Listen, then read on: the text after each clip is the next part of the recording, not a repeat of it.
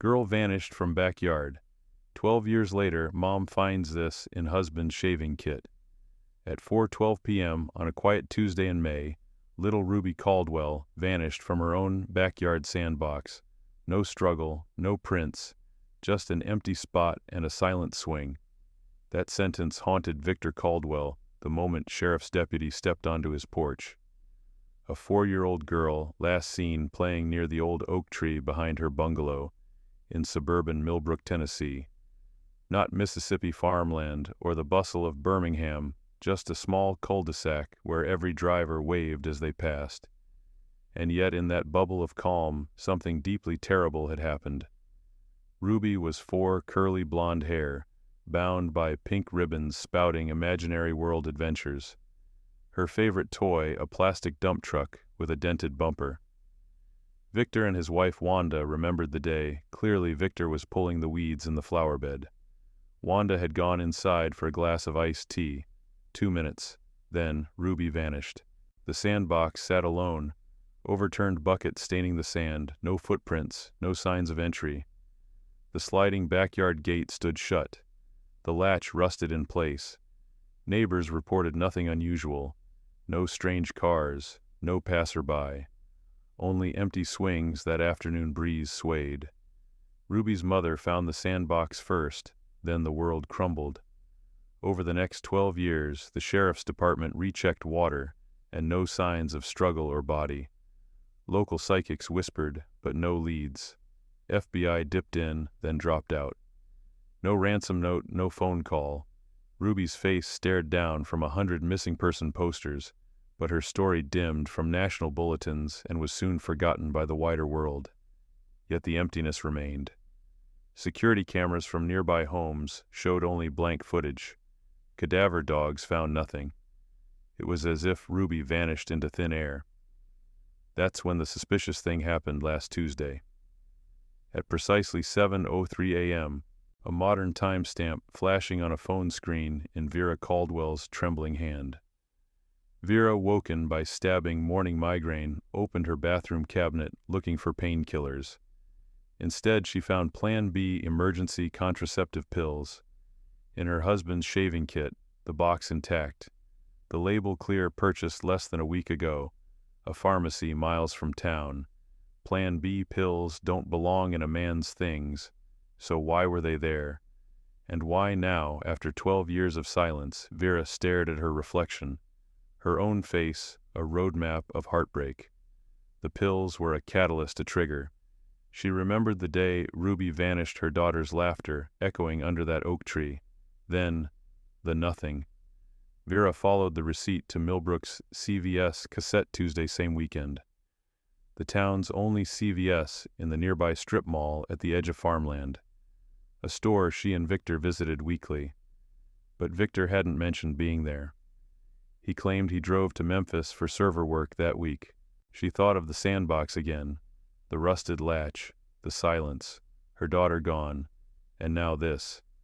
Plan B for what, whose? Emergency. Vera's yellowing plan redundancy turned into sick dread when she searched Marcus's financials and saw charges for feminine hygiene products and teenage shampoo at the same CVS, on a regular basis, nighttime, weekly, monthly. These were signs, red flags, not results of Roger's run to physical therapy. Then came the bills for Elm Street, utility bills for a rundown ranch house.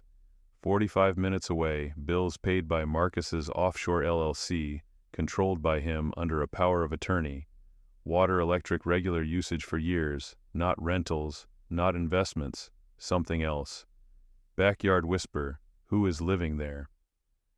The neighborhood rumors followed Vera's footsteps as she stood on cracked sidewalk, watching the abandoned farmhouse. Heavy lock, fresh tire prints, curtained windows. Back and forth she drove, peppering neighbors with questions. Any idea who owns 1847 Elm Street? Seen kids around trucks late at night, whispered warnings came. Man comes and goes at all hours, looks like your truck. That house switched hands 14 years ago. The timeline, Marcus, now 52, took power of attorney for his brother David, 35 at the time. 2 years later, Ruby was abducted. 2 years after Marcus started the Elm Street visits. Coincidence, rusted gate creaks in the night. Plan B pills for a teenage girl. Or worse, the missus knew she'd have to confront. The house, the history, the Daniel-sized secret Marcus had been burying. After all, what man drives 45 minutes weekly through the stigma, through the cover story, for groceries he could buy next door? At 65, she knew what hiding meant.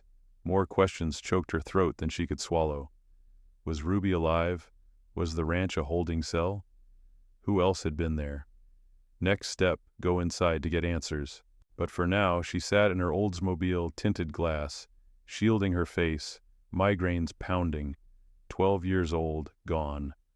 One question now, what was the plan? And would she dare open that door? Vera waited until sundown. By then Marcus had returned from his errands, his face as unreadable as ever, his routine undisturbed. He asked about her headache, kissed her on the cheek, and poured himself a glass of bourbon. The same rituals, the same mask. But something inside Vera had shifted. When Marcus finally fell asleep that night, snoring softly with one arm flopped over the edge of the bed, she slipped from under the covers.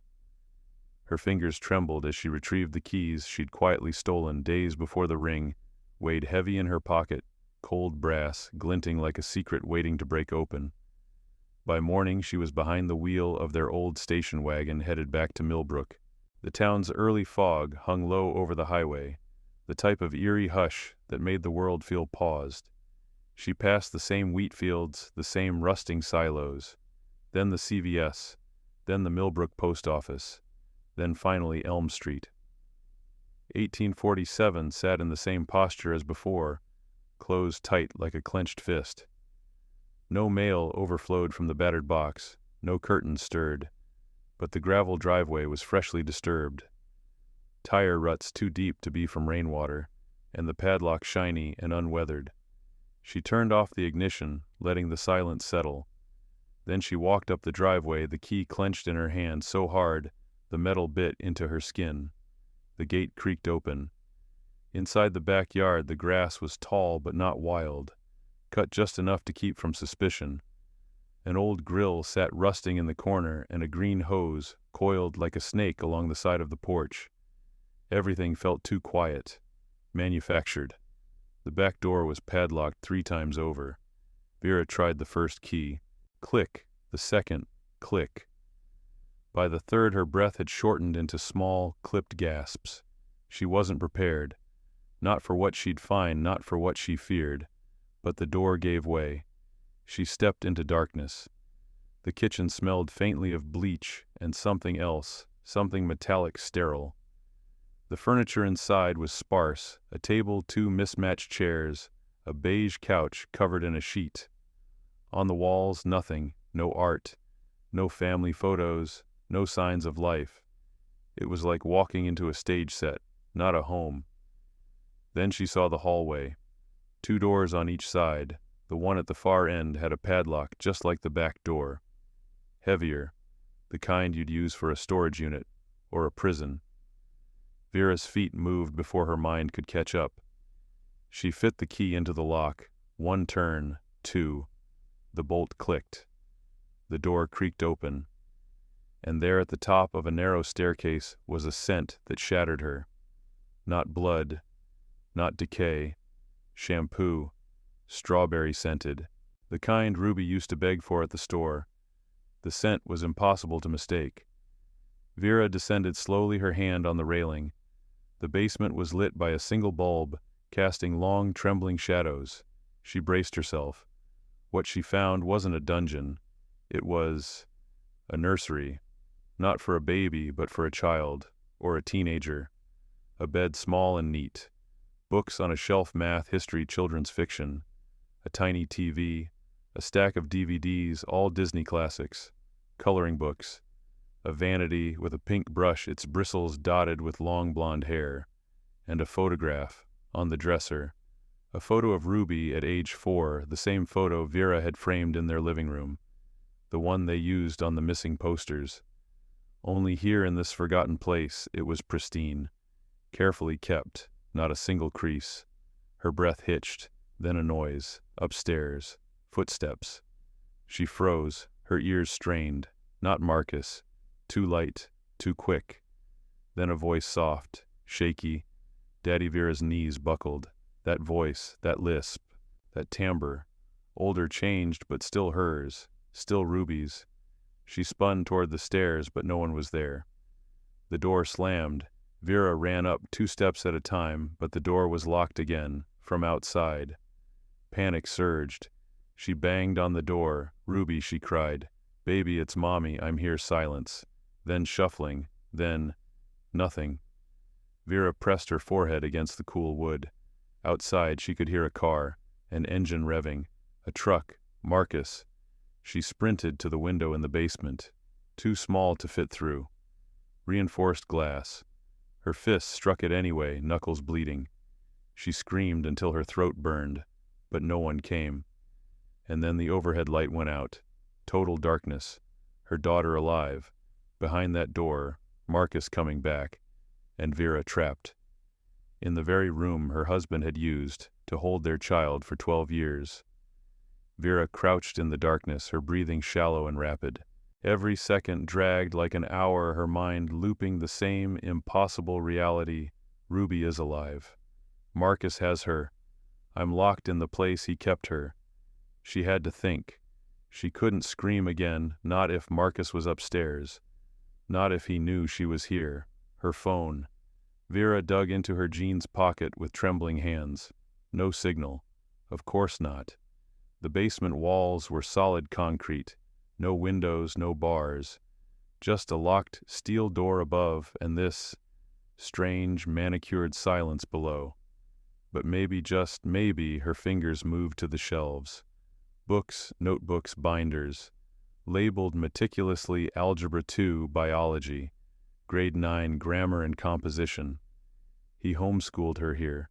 Taught her in this box like she was some pet project, a secret science experiment. Every surface was too clean, too sterile. The bed was made with hospital corners. The corners of the room had no dust, no signs of neglect. It wasn't a prison, it was a simulation.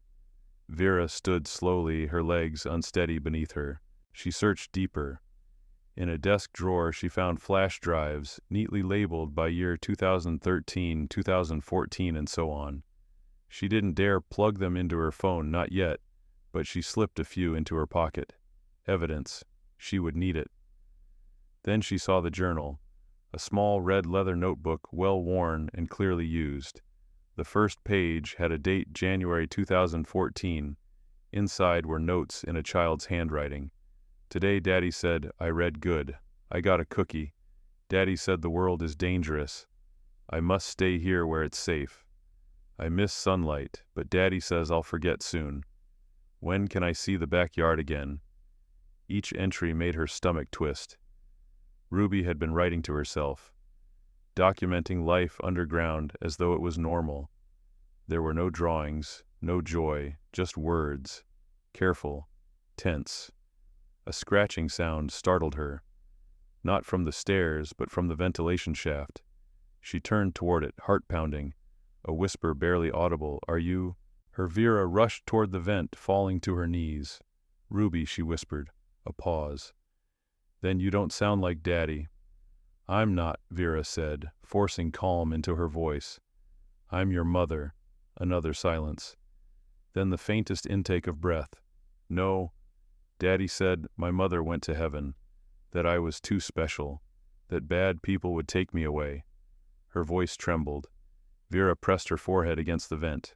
Sweetheart, he lied. I've been looking for you for 12 years. Another breath. Then, do you have a butterfly? Vera blinked. What? A butterfly. Mommy had a tattoo. On her arm, blue and purple. She let me touch it. Vera pulled up her sleeve, heart racing. The ink had faded, but the butterfly still stretched across her forearm, just as it had all those years ago. It's still here, she whispered. Do you remember the name you gave it? A pause. Then, so soft it broke her heart. Sparkle. Vera's tears came hot and fast. Yes, baby. Sparkle. The voice in the vent trembled. Are you really her? Yes, Is Daddy gone? No, Vera said. He locked me in here.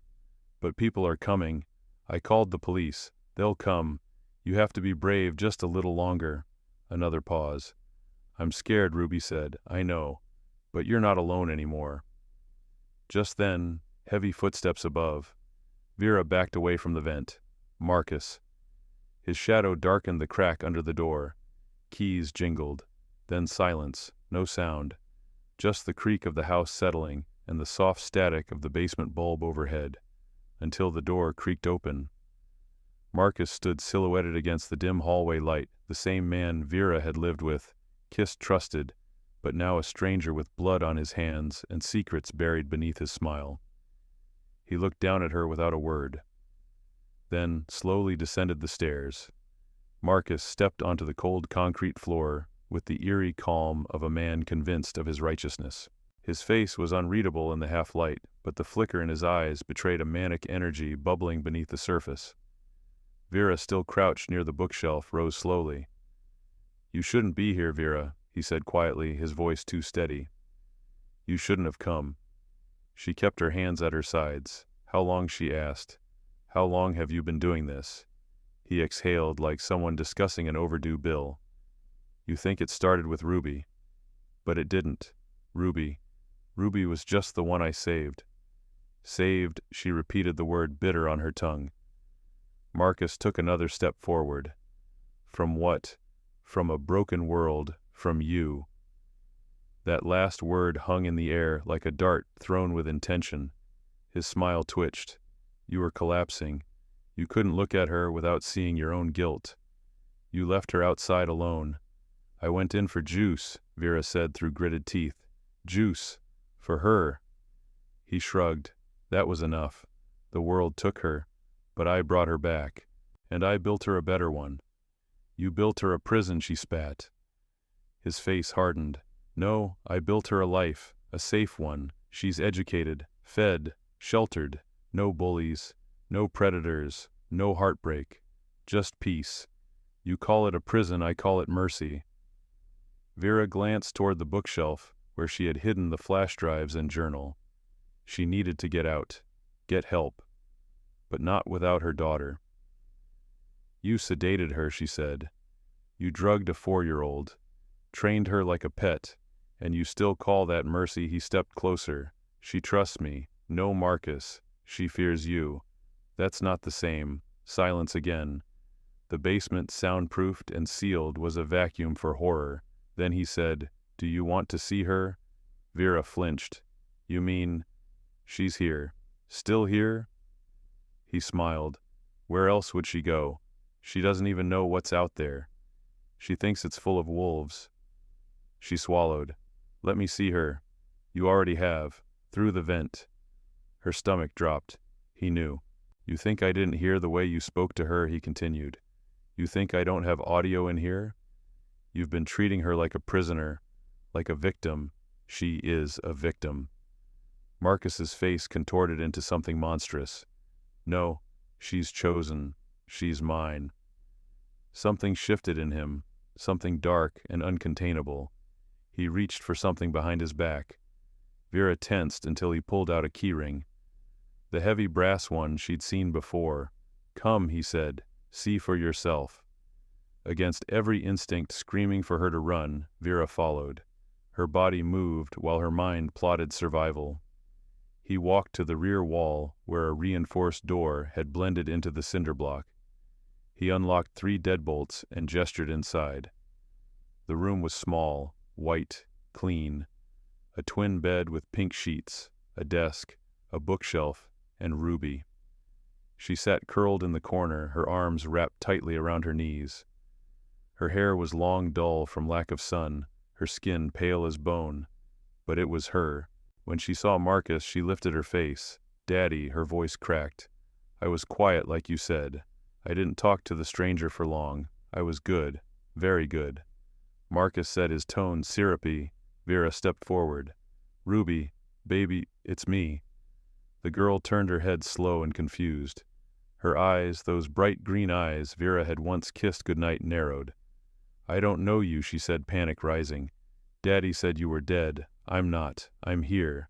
I never stopped looking for you. Ruby shrank back, her fingers digging into her arms. No, Daddy said you left me. He said you were gone forever. Marcus looked satisfied. She doesn't remember you. Vera turned on him. You stole her. You brainwashed her. He raised a finger. I saved her. Vera grabbed the edge of the bookshelf. Her knuckles were white. You're sick, he smirked. I'm the only one who's been strong enough to protect her. The world gave up on her. But I didn't. Behind them, a faint noise. Tires on gravel. A vehicle pulling up outside. Vera's breath caught. The police. She lunged forward, grabbing the key ring from his hand. Marcus reacted too late. She bolted from the room, slamming the door and locking him inside with Ruby. Then she ran. Up the stairs. Towards the sound of salvation. Sirens wailed, distant, but growing louder with each heartbeat. Vera bolted up the hidden stairwell, ruby red key ring clutched tightly in her hand. She pounded toward the basement floor, the echoes of Marcus's stunned bark behind the locked door whispering in her ear. Somewhere above, the police had arrived.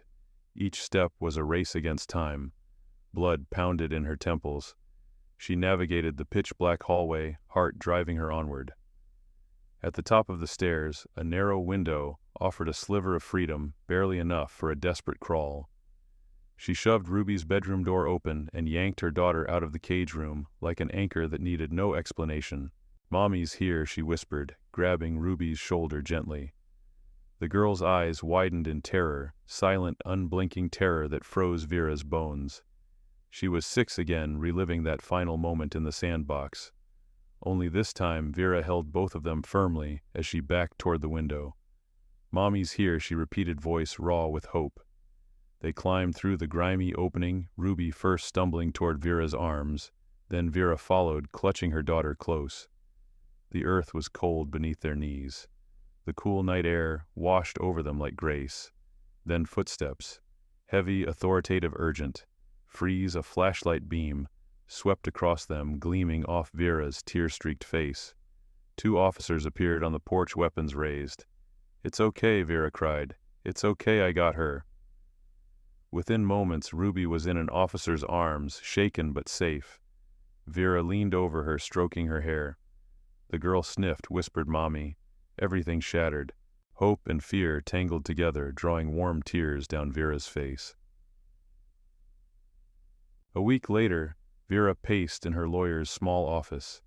Yellowing midday sun filtered through blinds. Her eyes were red-rimmed but resolute. Ruby sat at the corner table, drawing shapes they'd practiced in therapy circles, triangles, simple, gentle shapes, bridging fractured hearts. Vera faced her attorney. Charges, he looked up. Kidnapping, child endangerment, mental and physical cruelty. He's been charged and held without bond. Evidence is overwhelming, your credit card records, neighbor statements, that flash drive in the basement. The state is preparing for trial. Vera nodded, feeling both relief and dread. I just want her safe. You've brought her home, he said quietly. That's everything. A tap on the door. A detective and a child psychologist entered. The detective handed over a stack of photographs, the hidden room, the piles of children's journals, Dex bottles. The psychologist carried a folder on Ruby's condition, PTSD, extreme anxiety trust disorder, Stockholm syndrome. Vera's lawyer had later quietly identified. Vera inhaled sharply. She picked up one photo, Ruby age 7, coloring alone in a locked basement. Another, a binder called Schoolwork, grade 3 to 4, with pristine handwriting. Each image a dagger. She stared until the room spun. Ruby shuffled forward, holding a drawing. 2 figures, a tall woman and a smaller one, under the glow of a sun, but separated by thick lines. Mommy, she whispered. Vera's voice cracked. Yes, baby, the psychologist smiled softly. Ruby's ready to speak, little by little. She asked for you today. Vera's hand flew to her mouth. She sank into her chair, tears falling freely. Thank you. Outside, the lawyer closed his notebook. We'll get you through custody hearings. The state wants you as her guardian and will pursue full custody. It may take months, but justice is on your side." Vera stood resolute. Then we moved forward, together. Months later, under bright courtroom lights, testimony unfolded. Vera sat beside Ruby, older now, fragile but alive. Marcus sat across the aisle, expression empty, his brilliance unhinged by truth and undone by black-letter law. Neighbors recounted the midnight routines. Psychologists detailed the mental toll. The prosecutor painted a portrait of obsession fatherhood, twisted into control, love mutated into captivity, miles of transcripts, life sentences hanging in the balance. When Ruby took the stand, she was trembling, but her voice was clear. "He said you were dead. He said you couldn't come back. But I didn't want to stay." She paused on the benches. Then, looking only at Vera, "I remember the sandbox. I want home." Vera sobbed softly, clutching her daughter's hand the whole time. Then she stood to speak. "My daughter lost 12 years of childhood. 12 years I missed while she was hidden in darkness. But today she speaks her truth. Today we start to heal together." The courtroom fell silent. Even the judge's stoic gaze softened. Later, outside in yard sunlight, Vera swept Ruby into her arms. Legal battles would continue, Marcus's mental stability, custody details, reparations. But for one bright moment under blue October sky, mother and daughter stood together free.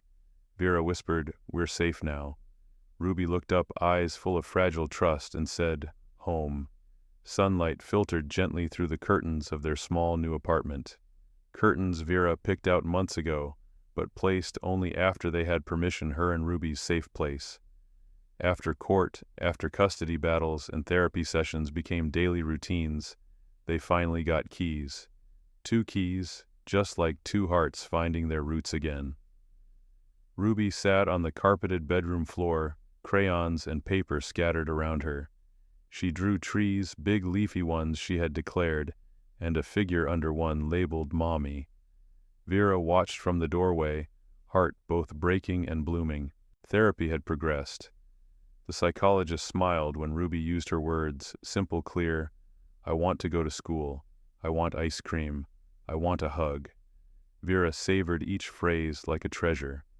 The progress was slow, legal hurdles remained, routines of healing essential, but these words were the foundation. Brick by loving brick, they were rebuilding. They visited the sandbox again, this time at a public park with other children laughing and building. Ruby sat quietly shoveling sand. A boy offered his toy truck. She accepted with a tentative smile. Vera stood nearby, heart swelling and aching. The shadows of that terrible day still lingered in her mind. Her legs trembled at the memory of the sandbox when Ruby disappeared. But today the sandbox held hope. Ruby asked, "Mommy, can we bring my blanket next time?" Vera nodded, tears in her eyes. "Of course, sweetheart." A mother standing nearby nodded gently at Vera. Message passed without words, she sees. Everything matters. Court returns came motions for psychiatric evaluation testimony on all sides. Marcus's mental state became central. Defense lawyers claimed diminished capacity. Prosecution reminded the jury of the hidden room, the decades of deception, the emotional and physical control. Ruby's words became pivotal. Judges, juries, lawyers, none could ignore the quiet testimony of a girl finding her voice. Marcus received a long sentence alongside mandatory psychiatric care. Vera accepted that justice would never fully heal them, but it would protect them. Still at the sentencing hearing, Ruby sat beside her, tiny hands tucked into Vera's. When the judge asked if either wished to speak, Ruby shook her head. Vera stood. "I forgive," she began, voice quivering. "Not because what he did can be forgiven, but because I want to free Ruby's future from hate. I choose love even after this darkness." Hush fell over the courtroom. Some cried, some nodded, some stared, moved by her strength. Then she added, "Our journey is just beginning." Back home night had fallen. They lay in the new bed, sprawling, Vera's arm around Ruby's shoulders. The silence was soft. "Mommy, am I safe?" Ruby asked, voice small. "You are," Vera replied firmly. "Always safe with me." Ruby sighed, closed her eyes. "I love you, Mommy." Tears slid down Vera's cheek. "I love you too, baby." Days blended into weeks. They registered Ruby for school. Vera returned to work part-time, a community center counselor helping other families. She spoke of trauma loss, resilience, her own story lending credibility and healing power. Ruby attended therapy, met children who had lived different horrors but similar needs: normalcy, connection, trust. One evening, a teacher invited Vera to watch a classroom activity. Julia asked Ruby to stand before her classmates. She wore a dress with leafy trees crayons in her hair. In front of 30 children, Ruby said without prompting, "This is my mommy. She brought me home." The room burst into applause. Vera's throat tightened. Pain and pride clogged her voice. Ruby grinned shyly, eyes shining. Letters arrived regularly from Marcus's brother, now distant and remorseful, from neighbors offering support, from other parents touched by Ruby's courage. Therapy reports showed steady improvement. Nightmares still came sometimes, but with Vera's arms around her, Ruby learned to wake and breathe. Vera began writing. Words poured onto pages, letters to Ruby, memoirs of their life, before and after, reflections on faith, forgiveness, and the fragility of happiness. She wrote late into the night, excitement driving her. It wasn't just healing, it was purpose. One bright afternoon, they visited the Millbrook Park again. Vera had promised ice cream for progress at school. Ruby ran toward the swings, laughter bubbling up like a fountain. Vera sat on a bench, hot cup of coffee in hand, watching. Occasionally, children brushed against Ruby. She giggled, accepted, included. Vera watched tears spring in her eyes. This was victory. As the sun began its downward arc, Ruby ran back and threw her arms around Vera. They left holding hands, light steps, laughter echoing. In the quiet of their apartment later, Vera paused by Ruby's side. "Mommy, yes, baby, will it get easier every day?" Vera swallowed courage and truth. Some days will be hard, but every day we get stronger, together. Ruby pulled the blanket tighter around her. Together. Outside, the autumn breeze carried new possibilities. For Vera and Ruby, the road ahead would include legal meetings, therapy check-ins, school challenges, maybe nightmares, but also sleepovers, holiday cookies, family moments, and laughter infused with resilience. Scars remained memories marked on their souls, but those scars had become maps guiding them into light. They were more than survivors. They were rebuilding. Under the stiff sky of suburbia, mother and daughter walked forward, Ruby's weak hand in Vera's firm grasp, two hearts battered but beating toward healing, toward hope, toward home.